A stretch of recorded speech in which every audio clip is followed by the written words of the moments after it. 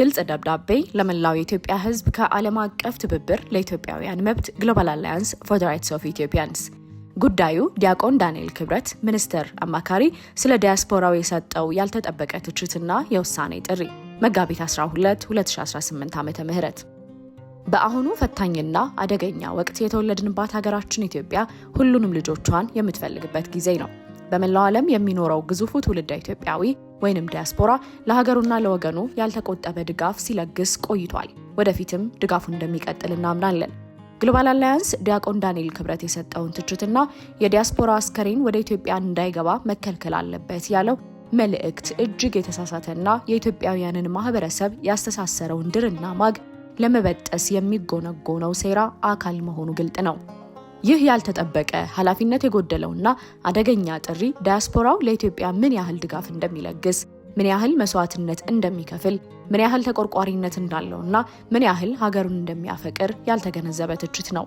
እኛ እስከምናውቀው ድረስ አንድ ግለሰብ ሲሞት አጽሜን እትብቴ ተቆርጦ ወደ ተቀበረበት ወደ ኢትዮጵያ ላኩልኝ የሚልበት ዋና ምክንያት የሀገር ፍቅር ስላለው አገሩን ስለሚወድ እንጂ መቀበሪያ ቦታ አጥቶ አይደለም። ዲያቆን ዳንኤል ክብረት ሌላው ቢቀር የግለሰቡ አጽም ወደ ትውልድ ሀገሩ ሲላክ የሚወጣውን ወጪ ያለውን ውጣ ውረድ ቢያስብበት ኖሮ ከተሳሳተው ድምዳሜ ይቆጠብ ነበር። ይህ ሰው ለአድርባይነት ለግል ጥቅም ሲል ከፍተኛና ታሪክ የማይረሳው ስህተት ፈጽሟል። ግሎባል አላያንስ ዲያቆን ዳንኤል ክብረት ዲያስፖራውንና የኢትዮጵያን ሕዝብ ይቅርታ እንዲጠይቅና የተሳሳተውን ጥሪውን በጽሁፍ እንዲስብ ይጠይቃል።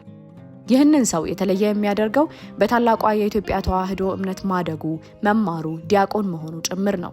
ድቁናው የሚያስተምረው ለሰላም፣ ለእርቅ፣ ለአብሮነት፣ ለፍትህ፣ ለህግ የበላይነት እንጂ ወገንተኝነትን፣ አድርባይነትን ማራገብ አልነበረም። ዲያቆን ዳንኤል ክብረት ወደ ጎን የተወውን የዲያስፖራ አስተዋጽኦ በአጭሩ ብንመለከተው እንደ አውሮፓውያን አቆጣጠር በ2024-2025 ዲያስፖራው ወደ ኢትዮጵያ በብሔራዊ ባንክ የተመዘገበ 6 ቢሊዮን ረመታንስ ወይንም ሐዋላ ልኳል። በ2025-2026 ደግሞ በ6 ወር ብቻ ዲያስፖራው በብሔራዊ ባንክ የታወቀ 4.6 ቢሊዮን ዶላር ረመታንስ ልኳል።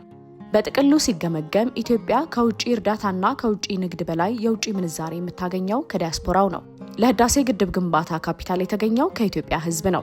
ለዚህ ጉልህ አስተዋጽኦ ካደረጉት መካከል የኢትዮጵያን ዲያስፖራ ትረስት ፈንድ ወይንም ኢዲቲኤፍ ሊጠቀስ ይገባል። ይህ ፈንድ በ93 ሀገራት የሚኖሩ ትውልደ ኢትዮጵያውያንን አሳትፎ ከ6 ሚሊዮን ዶላር በላይ ካፒታል ሰብስቧል። ይህ ተቋም በመላው ኢትዮጵያ የሚገኙ ልዩ ልዩ መሰረተ ልማቶችን ፋይናንስ አድርጓል። ከነዚህም መካከል ህዳሴ ግድብ ይገኝበታል። በተጨማሪም ብዙ ሺህ የዲያስፖራ አባላት ለህዳሴ ግድብ ቦንድ ገዝተዋል። ያልተዘመረላቸው የዲያስፖራ አባላት በየፊናቸው ልዩ ልዩ ፕሮጀክቶችን ፋይናንስ አድርገዋል። አሁንም እያደረጉ ነው። የዲያስፖራ አባላት ከ4 ሚሊዮን በላይ ለሆነው የኢትዮጵያ የሀገር ውስጥ ተፈናቃይ ህዝብ ወይንም ኢንተርናሊ ዲስፕሌስድ ፐርሰንስ IDPs ከፍተኛ ድጋፍ አድርጓል፣ እያደረገም ነው። በተመሳሳይም ከተመሰረተበት ጊዜ ጀምሮ ባለፉት 12 ዓመታት ለመላው የኢትዮጵያ ህዝብ በማሰብ ከፍተኛ ድጋፍ የለገሰው ድርጅታችን ግሎባል አላያንስ ከ100 ሚሊዮን ብር በላይ በሰው ሰራሽና በተፈጥሮ አደጋ ለተጎዱ ወገኖቹ በመለገስ ፈጥኖ ደራሽነቱን አስመስክሯል። ይህንን ለማድረግ የቻለው በመላው ዓለም የሚገኙ የዲያስፖራ አባላት በሰጡት ድጋፍ መሆኑን ልናረጋግጥ እንፈልጋለን።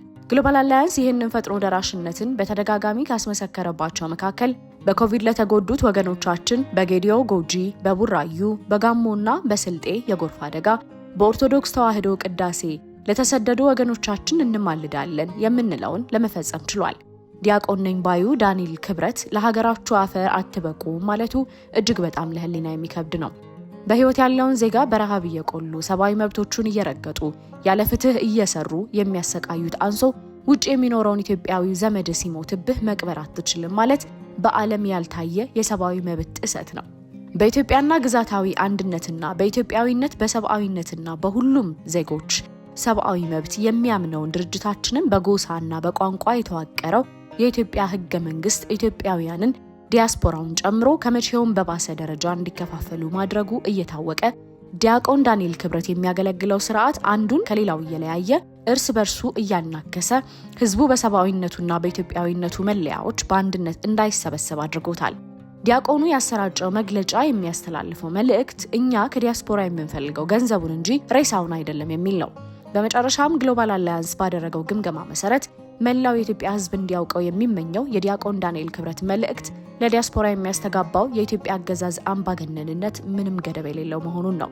ማንም ሳያስገድደው ኑሮውን ውጪ አድርጎ ቀንና ሌሊት እየሰራ በእውቀቱም በገንዘቡም በቁሳቁስም አገር ቤት ለሚኖሩት ወገኖቹ ብሔርና እምነት ሳይለይ የሚለግሰው ዲያስፖራ ምስጋና ነው እንጂ ወቀሳና እገዳ ሊገባው አይችልም። ዲያቆን ዳንኤል ክብረት ዲያስፖራውንና ባለድርሻውን የኢትዮጵያን ሕዝብ ይቅርታ መጠየቅ አለበት። የጻፈውንም መግለጫ በጽሁፍ በይፋ መሳብ አለበት።